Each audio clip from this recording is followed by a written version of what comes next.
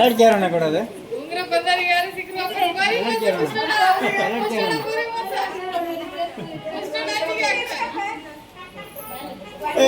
ಹೆಣ್ಣು ಬರೀ ಆಗ್ತದೆ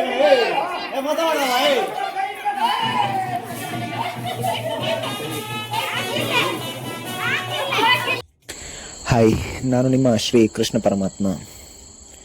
ನಮ್ಮ ಫ್ರೆಂಡ್ ಒಬ್ಬನ ಮದಿ ಇತ್ತಂದಕ್ಕೆ ಕೆಲವರೆಲ್ಲ ಮುಂಬೈಯಿಂದ ಊರಿಗೆ ಬಂದಿರ. ಊರಿಗೆ ಬಂದರ ಹತ್ರ ಖರ್ಚು ಮಾಡಿಸಿಲ್ಲ ಅಂದ್ರೆ ನಮ್ಮ ಮನಸ್ಸಿಗೆ ಸಮಾಧಾನ ಆತಿಲ್ಲ. ಅದಕ್ಕೆ ಅವ್ರ ಜೊತೆಗೆ ಇನ್ನೂ ಫ್ರೆಂಡ್ಸನ್ನೆಲ್ಲ ಸೇರಿಸ್ಕೊಂಡು ಕಾಂತಾರ ಮೂವಿ ಕಾಂಬಂದಿಕ್ಕೆ ಎಲ್ಲ ಹೊರಡ್ತ. ಕೆಲವರೆಲ್ಲ ಊರಿಗೆ ಬಪ್ಪುದೇ ಅಪರೂಪ. ಹಂಗೆ ಬಂದಳಿಕೆ ಅವರನ್ನು ಸುಮ್ಮನೆ ಬಿಡೋಕಾಗ್ತ. ಹಾಗೆ ಹೋಪತಿಗೆ ಅಲ್ಲೊಂದು ಹೋಟ್ಲಾಗೆ ಊಟ ಮಾಡುವಂದಕ್ಕೆ ಹೋಯ್ತು.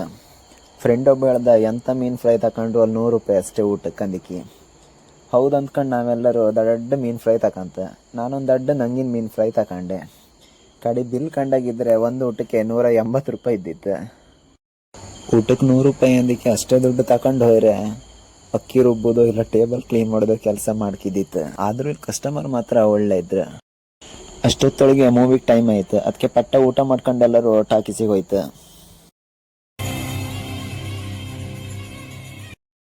ಹಂಗೆ ಮೂವಿ ಮುಗಿಸ್ಕೊಂಡು ಅಲ್ಲೇ KFC ತಿಂಬಂದಿಕ್ಕೆ ಒಳಗೆ ಹೋಯ್ತು. ನಮ್ ಗಂಡ ಎಂಥದ್ದು ಆರ್ಡರ್ ಮಾಡಿ ಬಂದು ಕೊಡ್ತ.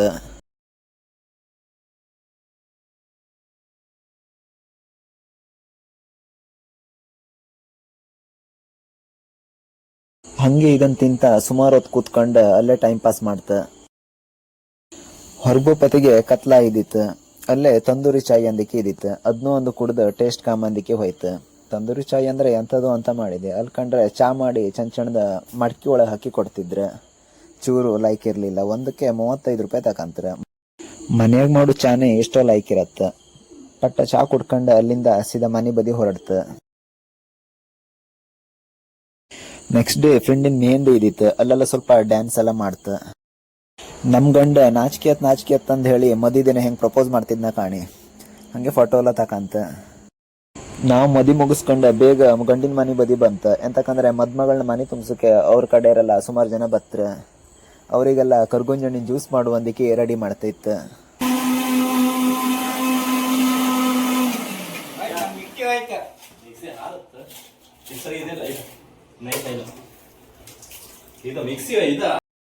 ಹೆಣ್ಣಿನ ಮನೆ ತುಂಬಿಸು ಬಂದಾಳಿಕೆ ಗಂಡಿನ ಮನೆಗೆ ಇಂಥದ್ದೊಂದು ಸಂಪ್ರದಾಯ ಇರತ್ತೆ.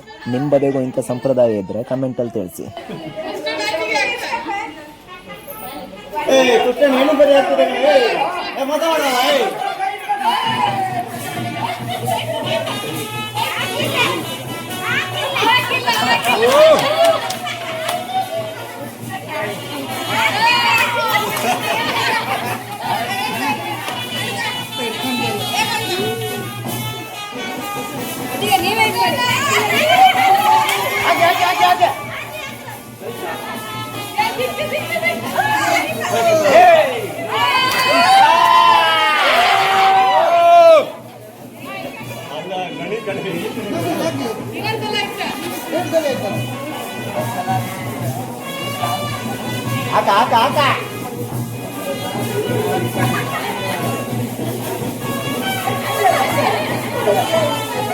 ಇಡೀ ಪೂರ ಬಾಚಕ ಇಲ್ಲ.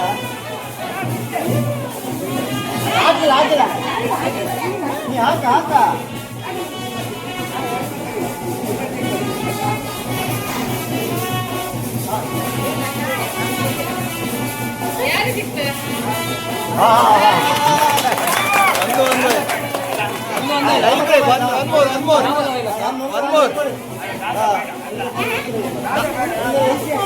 ನಾವು ಬೇಡಿಯಾ